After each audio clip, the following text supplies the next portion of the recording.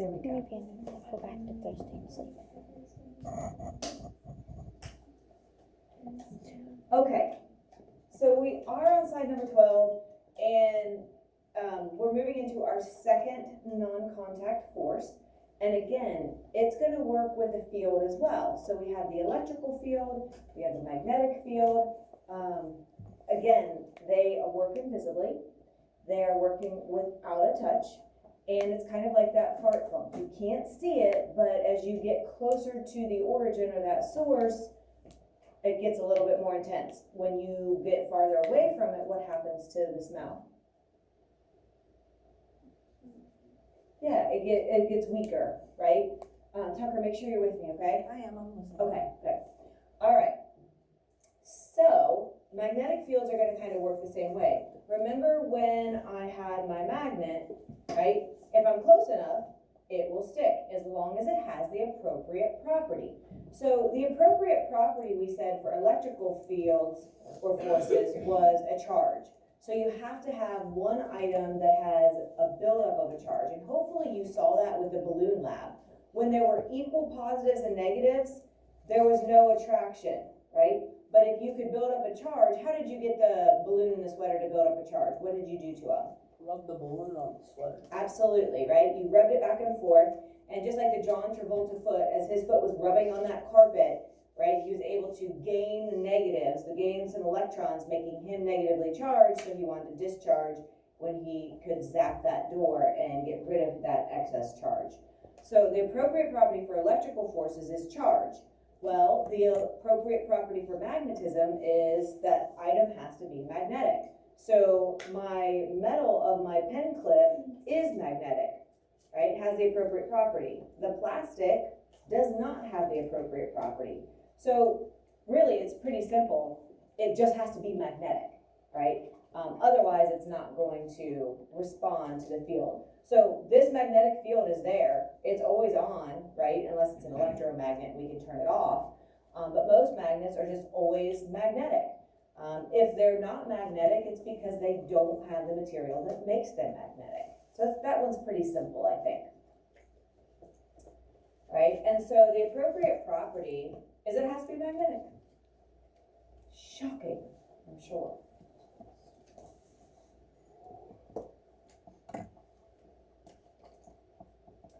Okay, so if you have a second item that is also magnetic, if the two objects are close enough together, they can experience that invisible attraction that will pull them together.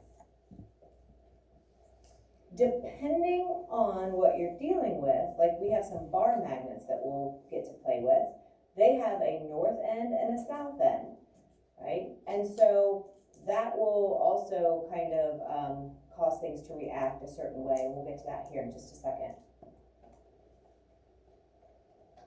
Right? But if you have the appropriate property of magnetism, and if they are within the field, so we said like the magnetic field around my board is kind of small, right? Because if I'm not within about 2 or 3 centimeters, the force of gravity is acting and going to take over. But if I'm close enough, and that was a really good one, I'm going to stop on that one. So as I drop it, gravity is pulling it, but because the magnetic field is strong enough and I'm within that region or within that invisible field, it sucked my magnet right into the board. Okay. All right, and so if you get farther away from that field, it weakens pretty rapidly, which you could see those first couple drops, right? Gravity just pulled it down. It's not that I turned my magnetic board off, it was just I wasn't close enough to feel it.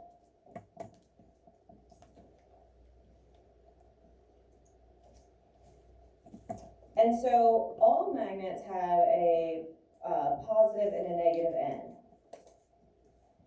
And it's caused because of these things that we have called domains. And they showed that on the Bill Nye on Friday.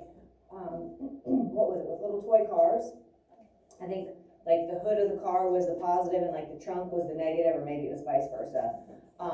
And so when something's magnetic, all of those domains are pointing in the same direction, or all the hoods are pointing in, maybe to the right. Right? And when they're aligned like that, that's when something is magnetic. If they're all wonky and like pointing in every direction, then it's not magnetized or it's not magnetic. And so something that's kind of cool with magnetism is you can actually make the invisible field kind of visible if you use these things called iron filings. It's kind of like, and I will get some out here and you'll get to kind of see them here in the next couple days. It kind of looks like pencil shavings, like the, you know, like when you, just like the tip of your pencil, like it's black like that. It also kind of just looks like pepper. And it's iron that has been like shaved down, like kind of like shredded cheese, but real fine. And they can put that around a magnet and you can see the field that kind of generates from the magnet. And so we'll take a look at that. Like, again, I said, you'll get to kind of do this with a few things in the next couple days. So this is the one that's kind of cool because you can actually make the field visible by putting these iron filings around a magnet. And so it's kind of nice because the same idea that we already talked about opposites attracting and likes repelling holds true with our magnetic forces as well. So we know that opposites are going to attract. So if there's a positive and there's a negative, they're going to come together. Right? And then like charges, like a positive and a positive will repel, or a negative and a negative will also repel. So this is what I was trying to describe with the iron filings. This is a magnet, and coming out of this end, which we call a pole, and this end, which we call a pole, you can see if you sprinkle these iron filings around it, it's going to be attracted to that magnetic field, and it kind of accumulates there. So you can see it's the strongest at the poles, and then you can see how it kind of fans out from this direction and fans out from this direction. And so this is actually making the magnetic field visible, right? And so most of the time they are invisible, but we can detect the field by using these iron filings. And these are tiny pieces of iron that line up and are attracted to that magnetic field. So it's really the only one that we can kind of make visible, which makes it kind of cool. Okay, so just like in electric fields, we know that electrons are an important part of understanding magnetism. And it's because the electrons in a magnet are special, they're a little bit different. And I don't need you, I think one of the videos we're gonna watch is gonna kind of explain exactly why. I don't need you to know why, I just like to show you that part because sometimes people are curious, they wanna know. So they act like the electrons within an item, so within this metal, or within this metal, these are not going to act like this is describing because this is not magnetic. It doesn't have the capability of being magnetic because it doesn't have these kind of special electrons that act as tiny magnets within an item. Okay, and so these special areas we call domains, right? And so the domains usually are represented with arrows. So here you can see an arrow with one of the ends being in the north and one of the ends being the south. So like the head being the north, the tail being possibly the south.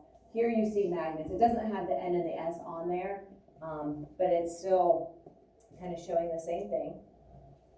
And in most of the materials, the domains are kind of randomly arranged. It's kind of like putting, you know, like I have my little letter cubes in here. It's like putting them in something and having them all shook up, and then the way they land is just going to be random, right? It's not like I can predict exactly how things are going to line up or lay, right? So this is how they would just naturally be, okay, unmagnetized.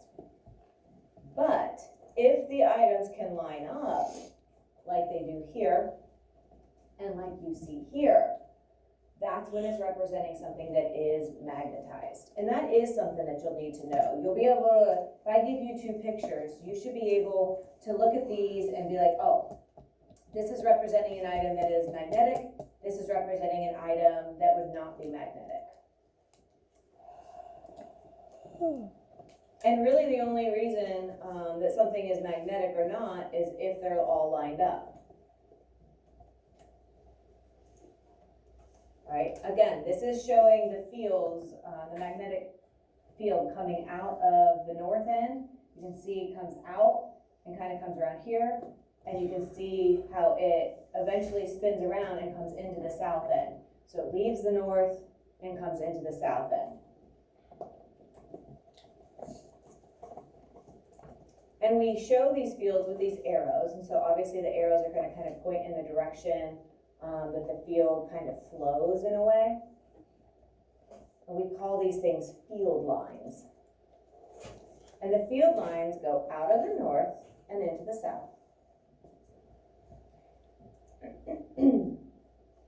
And the magnetic field is always strongest at the poles, where they come out of the north and into the south. And so we can think of the north as being like the positive end and the south as being the negative.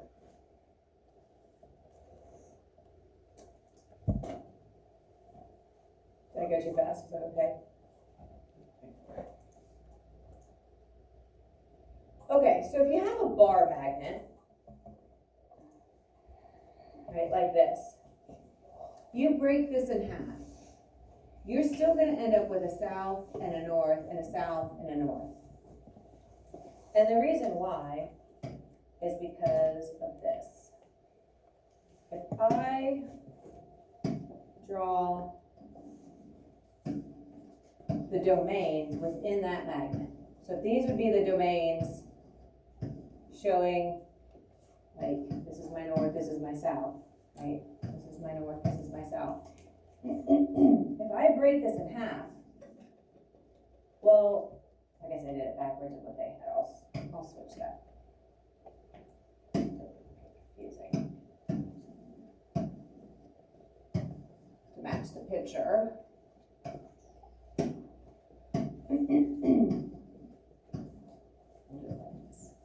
Right, so if I would cut this in half, I still have the south here, and it ends with the north here. South here ends with the north here. Right, so even if I keep cutting this and cutting this and cutting this and cutting this in half, right, I'm still going to end up with the original south and the original north. You just have a smaller version of it, but it's like breaking it into the individual domains. Right, so you should be able to see that you end up with each pole, each of one of the poles in each of the pieces. And so if we break it in half again, we get the same idea. You're just getting a smaller and smaller version of it, because it's still having one south and one north in each of those pieces. Does that make sense? All right, so if we break it in half the other way, so they're saying like split it this way, well, same thing, right? You still have a south and a north end, but now, you know, just a different shape. It's just a skinnier magnet. Okay. And so they mentioned on the Bill Nye and on the last video we just watched, the idea of a compass. Okay. And so compasses obviously are massively important. Think about before there were cell phones and you actually had to like navigate using tools in your brain and maps instead of just putting something in your phone. So knowing what direction you're heading, you know, is kind of fundamental. Actually, in homeroom, we were just, a couple girls, they were just debating, like, what direction is Lexington from here? Because they must have been talking about going there after school. And, you know, someone kept saying, it's that way, it's that way. It's like, well, no, Lexington is east of here. You know, this is north, you know, this is north, this is east. So Lexington has to be kind of going in the eastern direction. And so they got into a huge debate. So two of the students were saying, you know, Lexington is to the east. And the other girl's like, yeah, it's to the east, but it's that way. Well, like, it can't be east and that way, because that way is north. So kind of interesting that we were just discussing direction. And again, if you didn't have a phone to tell you where to go, this would be really important. Or if your phone dies, right, runs out of battery. So something important to kind of, as you start getting closer to being a driver, kind of paying attention a little bit more, like, okay, what direction are towns and cities that you might frequent? What direction is Gallaudet from here? What direction is Mount Gilead? Mansfield, maybe, okay? So a compass works because it is a thin magnet, or typically it's like a real thin magnetized needle, okay? And it's on a little pivot, and so obviously that means that it can spin around and freely move in the direction that it is going to end up pointing. And so the reason this works is because Earth is a huge magnet itself. The people who said east is that way would be, that Lexington is that way would be correct, 'cause the sun rises from the east. Exactly, and that's what they were saying, and I was agreeing with them. Yeah, and then one girl was saying, no, it's this direction, and saying it was east. I'm like, well, that is not east, for one thing, and that's why Lexington is not that way, because that way is north. So, yeah, you're right. And that is usually the easiest, like if you're trying to orient yourself, if it's in the beginning of the day or the end of the day, well, you know the sun rises in the east, so, whatever direction the sun's coming, that's gonna be your east, and whatever direction it's setting, that's your west. Now, doesn't really help you in the middle of the day, obviously, when the sun's more overhead, but definitely 2 times a day, you could get yourself back on track. And so again, the Earth is a huge magnet. So the compass was used to discover that the Earth is a magnet. So they had these different minerals, and like they could tell like things were starting to happen, and they were getting something to react, and they're like, well, why is this happening? And then they finally kind of figured out what was going on. And so we'll watch a brain pop on that if we have time at the end. So notice how it says the north-seeking pole of the compass will point towards Earth's magnetic north pole. So if it's north-seeking, what end of the needle is actually pointing north? The south. Good. So we know that opposites attract. So if it's north-seeking, the tip of that needle is actually south. So it's going to point towards the north when it's doing that.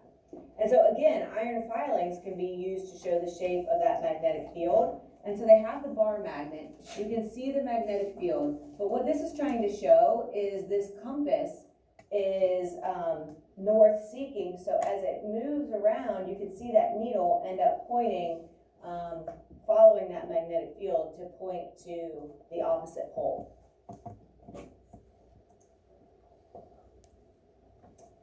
Okay. And so they mentioned also in the Bill Nye and here the idea that magnetism and electrical fields and forces are related. It's dealing with electrons, both of them are, right? The domains are related to the arrangement of the electrons. And then we know that in electrical currents, we're talking about the flow of electrons, right? So we can kind of use this and manipulate it to do a lot of really important things for us. And so you have to have a conductor, and a conductor is a material that will allow electrons to flow.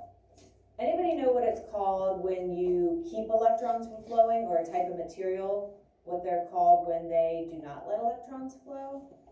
Anybody know what that's called? Like rubber or plastic are considered these, usually. Does the word insulator sound familiar?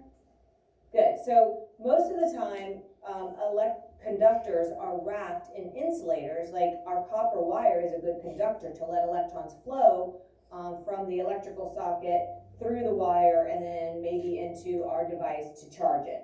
Right? We're talking about like charging our cell phone or something. But we don't want to touch that copper wire and feel those electrons because we don't want to get shocked. And so we coat them in a rubber or a plastic coating so that it contains and keeps those electrons in that conductor and doesn't let them get to us.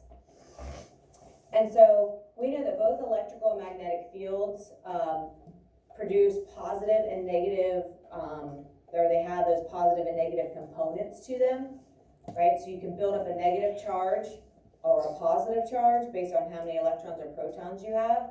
But then we also know that in magnetic items, there's a positive end and a negative end. So because of those similarities, they can be kind of manipulated and work together. And so something that's kind of cool is these things called monorails.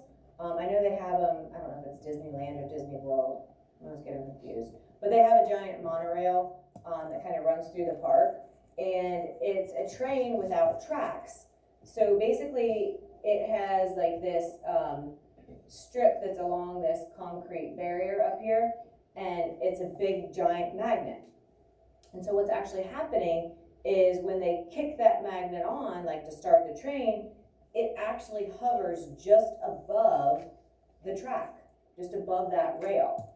Mono meaning one rail, so it doesn't have two tracks like a regular train does. It has this one kind of centralized rail, and it hovers just above it. And what it's doing, and I have a couple magnets that kind of show this process, and we'll look at those tomorrow. They have like charges, so it's propelling and pushing this monorail up, this train track, or this train up.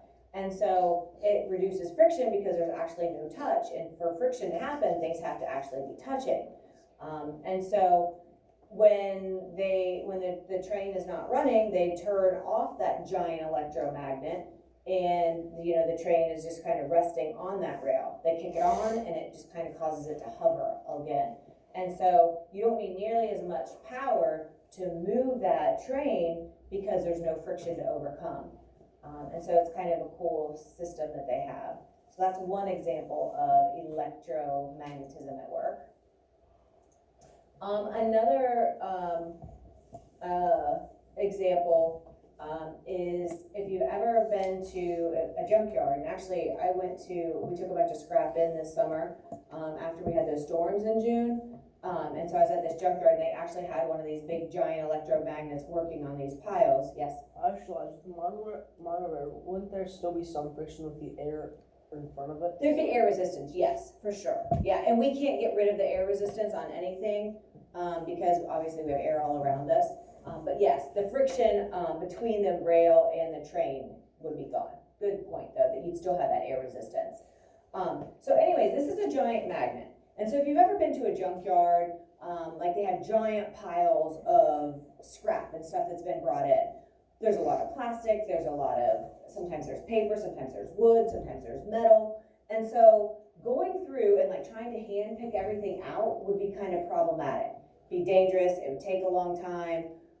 The pile shifts around, so like I said, it's not perfectly safe with all these jagged pieces and things. So what they do is they have this giant arm, and like there's this chain that hangs down and has a giant magnet on it. So what they do is they like move the arm over the pile, kick the switch on, turning this magnet on, and anything that is magnetic will be sucked to it, right? And then they move the arm, and then instead of them having to like start pulling or scraping all these things off, they flip the switch and the magnet goes off and the stuff drops. Really, really handy system, all right? And so that saves a lot of time by doing that. And so really all an electromagnet is a wire that has an iron core inside, and it kind of becomes like a magnet as the electric current runs through the cord, and then it goes into that piece of iron. And now that iron acts like a magnet. Once the electric current is gone, like if you turn the switch off, like you would here, once you do that, then the iron core that you were using as the magnet becomes unmagnetized again. So it's something that you can turn on and off. I can't turn my magnet on and off, right? So that's one benefit of electromagnets, is that you can turn them on and off. Pretty cool. And so if there's an electric current running through it, it becomes magnetic. You shut that current off, and the domains of this magnet are unaligned. And if they're unaligned, that means it's not magnetic. And again, I just kind of explained this.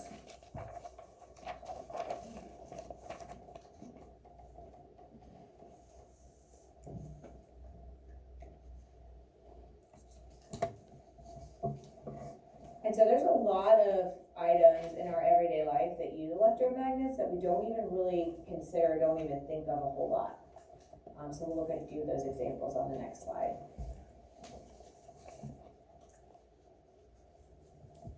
We good?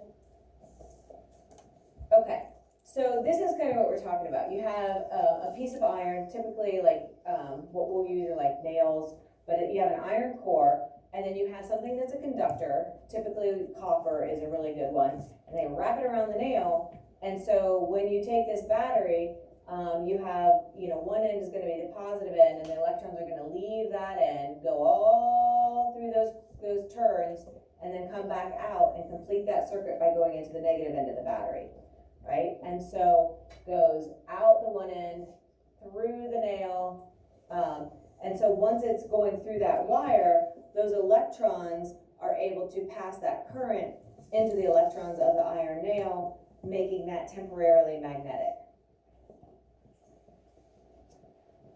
Okay. And so if you want to make the magnet stronger, you either provide a stronger power source, or you can have more coils around the nail itself. Because the more coils, the more opportunity that electric current has to be in contact with that iron nail or that iron core. So this is showing another giant electromagnet. These are a bunch of iron filings. So it would be almost impossible to scrape all of those off if this wasn't an electromagnet. Once it's an electromagnet, we know, like, I can turn the switch off, the electric current goes away, and it will drop all of those filings. Okay, and so again, having more coils of the conductor around the iron will increase the flow, make that current stronger, or you can have a bigger battery source, bigger power source. So it's all about increasing the flow of electrons to make that magnet stronger. So speakers work with electromagnets, your doorbell, all kinds of random things that we wouldn't typically expect to be part of our everyday life are electromagnets. Is there another one? No, okay. I was afraid. Okay, stop there.